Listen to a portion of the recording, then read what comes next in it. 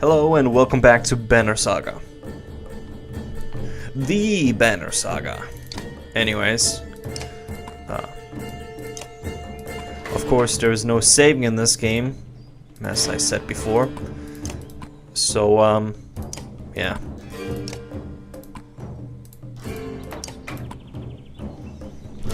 We'll just have to make do. Actually I want to place him here. No, actually, right there, right there. Right there. There we go.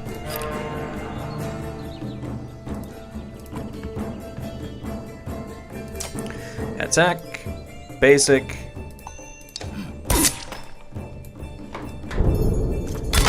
Come at me.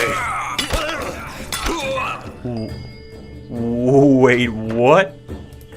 Hello.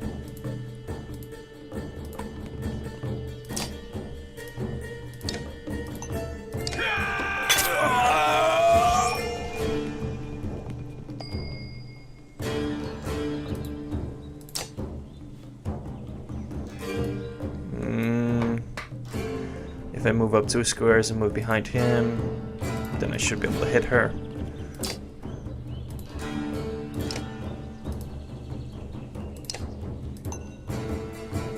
Boop.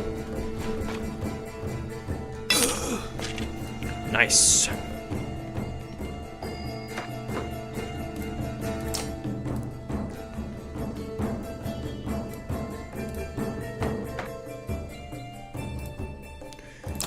Here's special abilities. Rain of arrows. Nah, I can't,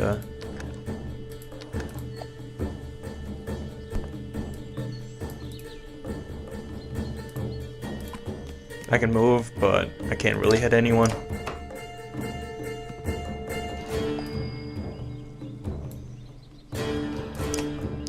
That's this guy. Okay, do you have it? Nope. Bloody flail. Ah, that's the move he did. Right.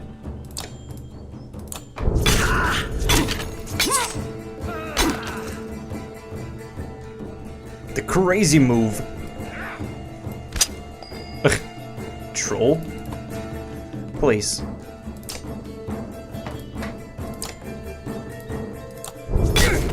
You know, just because I like it, I'm gonna do it again.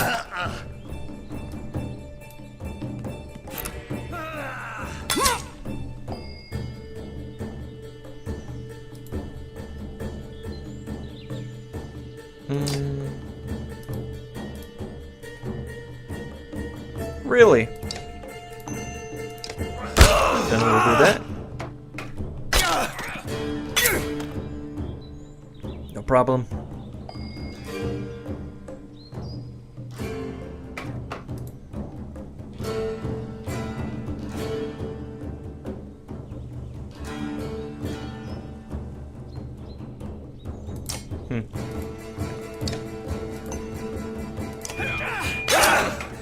Ah, oh, so close.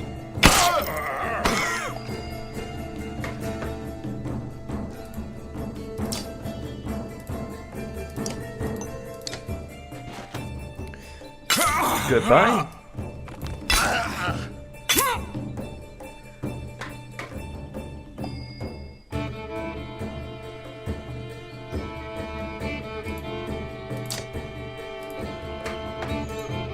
What?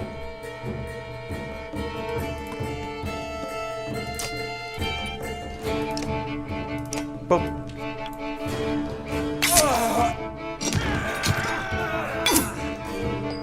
No. Ooh. Ooh. No. Can't do nothing. Okay.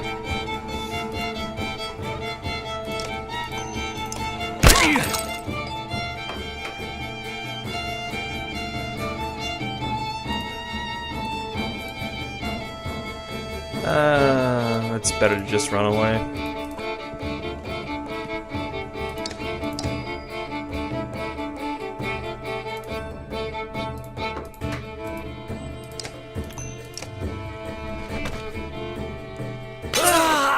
Swish. Swish.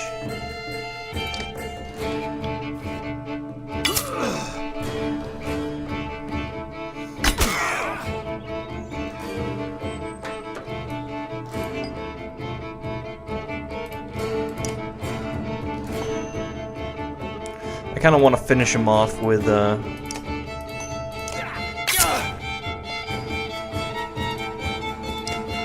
Ivor. And death. There we go. It's important to, you know, promote your people. The brothers thank you for with wide grins. Soon many of the villagers have joined your caravan. You scan around anxiously for Alette, who had gone missing when the fighting began. Eventually you find her watching from afar. Hogan returns at that moment, introducing you to his son and wife, and you soon set out once again. Okay. Alright, I'm gonna level up. Level up, it's a good idea. Time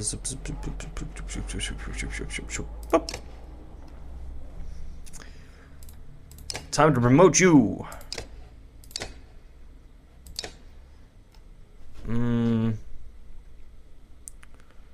We definitely want you to have more strength, really. It's very simple. It's very simple. I have 2 points available.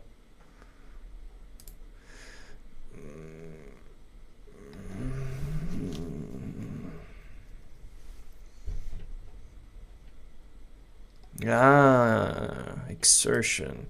We might need some of that just so we can do some uber damage.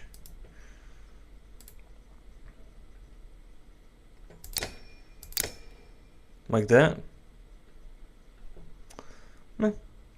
Seems cool.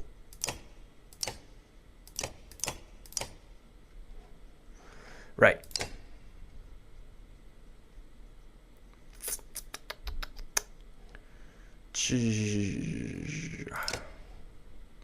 I don't know how I'm gonna spec Rook. He seems like a really good archer and also kinda good melee fighter. Alette marches quietly alongside the caravan, a little distant since leaving the village. When you stop for a rest, Oddleif approaches you both. Oddleif. Alette, I have something for you. Oddleif has gathered up the long banner from the caravan and smiles warmly as she passes it to Alette. What's this about? I was hoping you'd sew up the banner with everything that has happened since we left Skogar. Come find me another time, Rook, and we'll talk. Before he can comment, she departs. Dad, are you the chieftain now?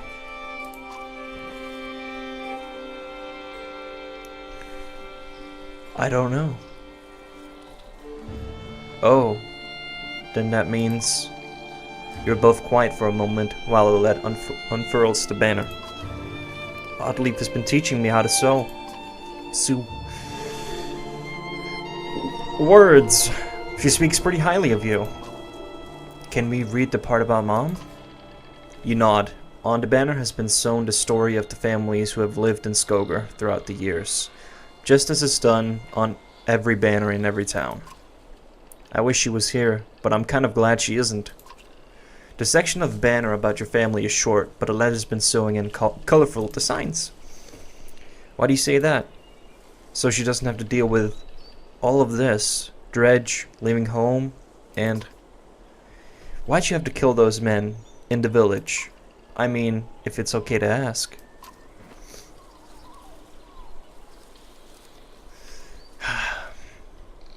I had to make a hard choice. Because the Dredge are terrifying.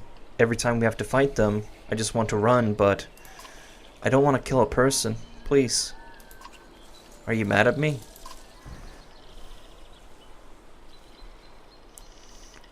You might have to someday. I guess I would do it if I really had to. But do we have to? I know what you mean. Yeah, I know, Dad. I think you're doing a good job. She hugs you. You spend the rest of your time together, sewing new verses into the banner. For better or worse, the story of Skogar is your burden now. Just laying all this on me. That seems harsh. Alright, let's see what Oddleaf wants. How are you doing, Odd? I'm alright. Not at first, sometimes. When a loved one dies, people say it doesn't sink in for a while. It sunk in for me right away. People tell me I'm a strong woman. It's funny, my father named me Oddleaf before I was even born. He wanted a boy so badly. Strong woman. What does that even mean?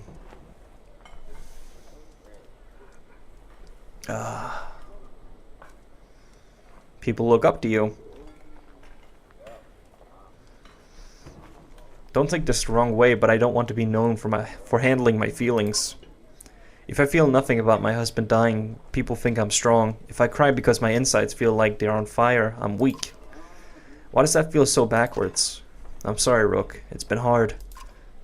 You're not sure what to say. In the many years you've known the chieftain's wife, this is probably the most you ever talked. You asked me to come find you. Yes, it's about the banner. I thought about it a long time.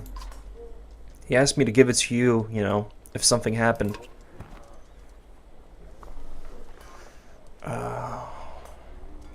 Why me? He's always depended on you, Rook. It should be mine. I could carry it, but I thought about why he named you. I get it. They won't follow a woman. Families would leave. Our banner would be divided.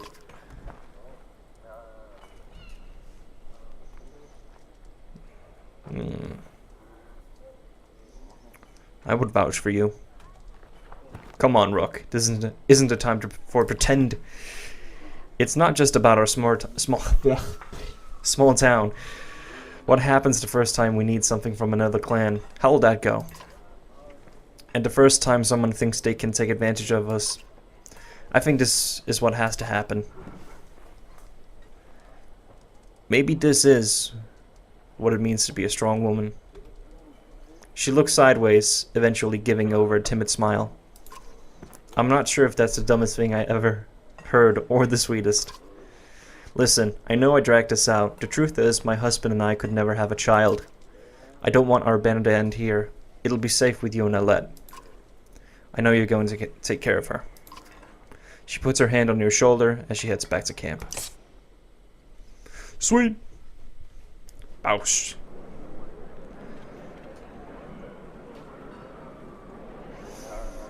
I wonder if this is going to expand the more people you have. Get more and more complicated.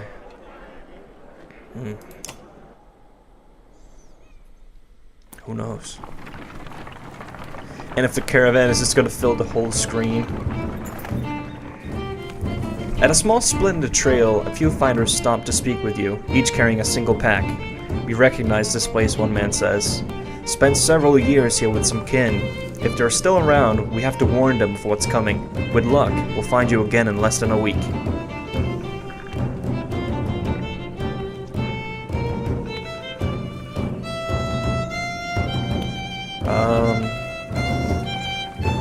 Send them off with some extra supplies. If that's all you're taking, you may never make it, you say, grabbing a few items from a supply wagon. You strap the additional provisions to their backs. Search for families instead of food, you say with a smile. The men clasp wrists with you before departing.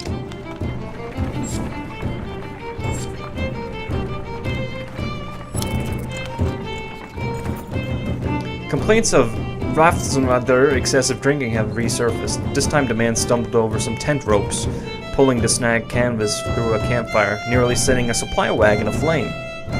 Clansmen put out the fire on both the wagon and Raftsvather's leg before leading him to you.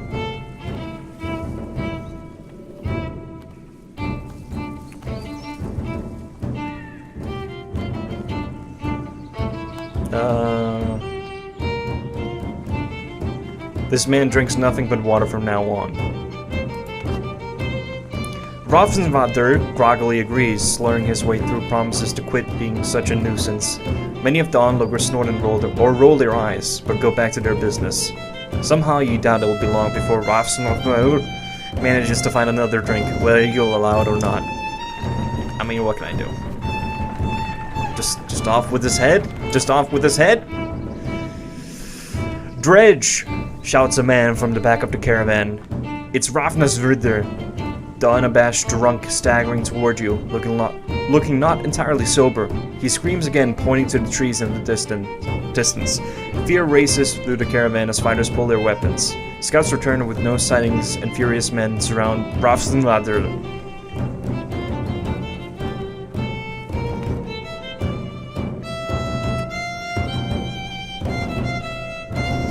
You know, we're gonna ready ourselves, just in case. There'll be time for that later, you tell the men. For now, we take no chances. A full day of uneasy rest passes with no sign of Dredge. The caravan is annoyed by the scare and the delay. Eventually, Ravnsvatr bursts into laughter, and you're sure there never were any Dredge. Not long after, Ravnsvatr goes missing. Nobody searches for him or seems to mind. I'm fine with that. What a dick. But you know what? Once a strong, thriving city, the walls of Frostvellir now just keep the howling winds at bay. With luck, they'll hold out against Dredge as well. But if there were any Dredge, I would have been prepared. So prepared. You know it. I'm a survivor, and my morale is really poor, but that's fine. You know what? People are weak. They don't know what's up. You jostle through fallow crowds of sunken faces who appear as though they've been freezing in front of Frostvellir for days. The gates are closed. You come to a stop at the bottom of the hill.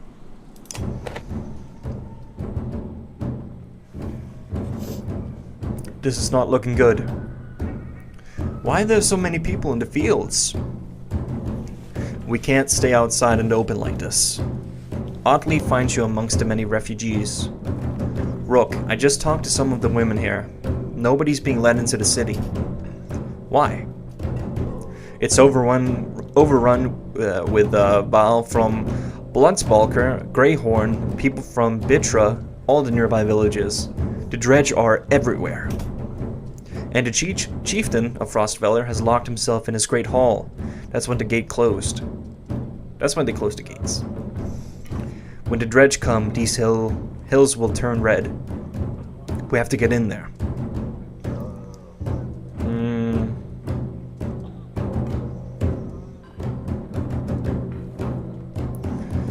I want to know more about what's going on in there.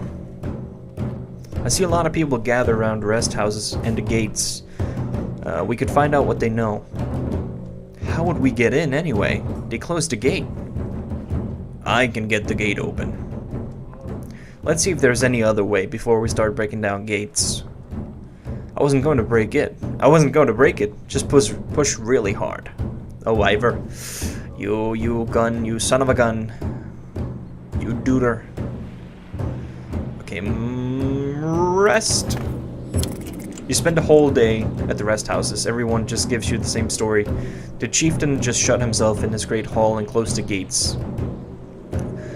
There are a lot of wounded people here, Adzelet. We could help them. The rest house is overflowing with refugees, the sick and wounded, and noise. Tend to the wounded.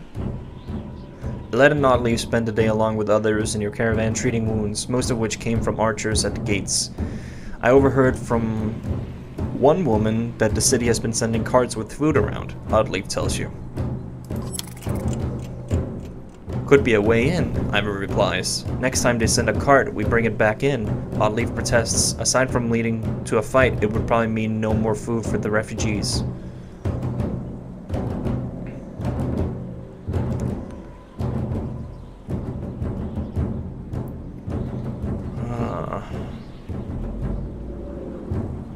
Now, if you say we'll wait and confront them, do you mean in a verbal argument or a physical argument? I don't know.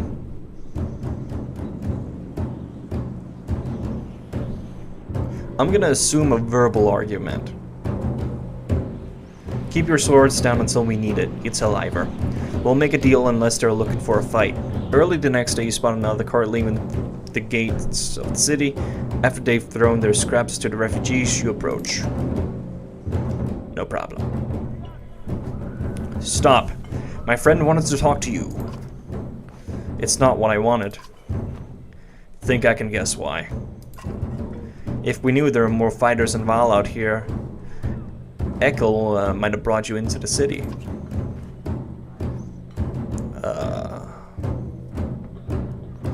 Who's Ekel? He's in charge up there. In charge of what? Better let him explain.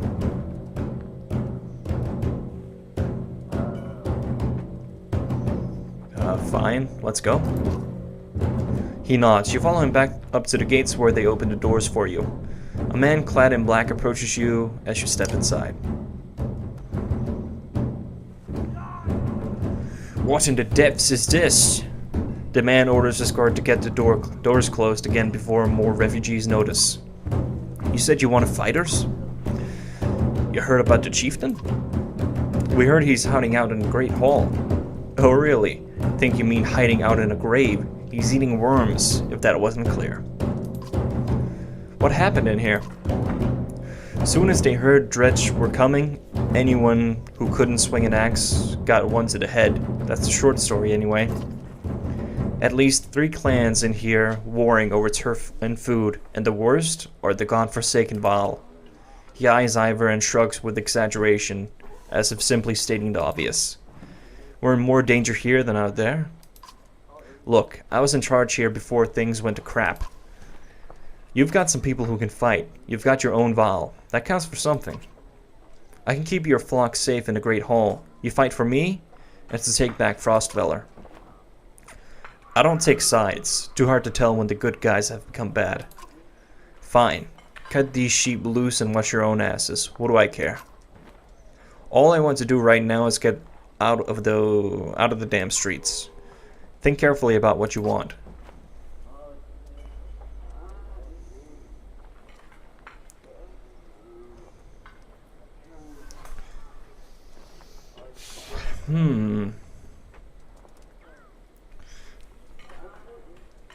No, I don't think I'll join them. Maybe I can, like, get them all together. I don't know. That's what I might do. We'll fend for ourselves inside Frostweller. You can feel Echo sizing you up on the spot, his hand hovering near his axe. He snorts through his nose, changing his mind. Good luck then. Hope we don't meet again fighting for the same scraps. With the gates closed, Echo and his men disappear down dark alleys. Hope we know what we're doing. Making it up as we go, Ivor. Making it up as we go.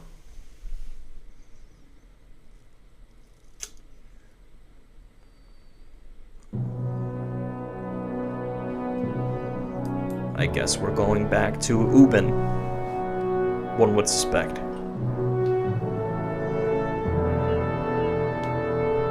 Or Haken. Alright, but we're gonna cut it here, so thanks for watching, and tune in to the next.